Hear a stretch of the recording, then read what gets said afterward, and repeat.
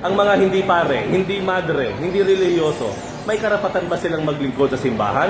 Father Jade, Ogie, Gil at Shannon para sa Catechism on the Go.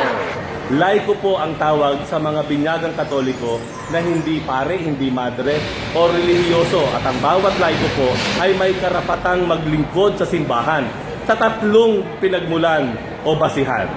Una, ito ay isang banal na karapatan mula sa Diyos na siya mismo ang nagbigay sa ating mga tao. Pangalawa, si Kristo mismo ang tumatawag sa bawat laiko para sa ganap na pakikilahok sa buhay ng simbahan at ganap na pagtatalaga sa misyon nito.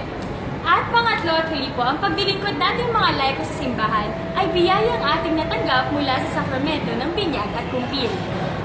Sabi nga po ni St. John Paul II, ang mga laiko daw po hindi second class na mga Katoliko. Sa katunayan, tinatawag ng Panginoong Hesukristo ang bawat Katoliko, laiko, na buhayin, pasigdahin ang buhay, ang bawat lugar at bawat ugnayan ng bawat mananampalataya ayon sa Ebanghelyo ni Kristo. Maraming salamat po sa inyong panonood. Please share this video. Muli po, Father Jay, Ogie, Gil At Shannon, para sa Catechism on the Go!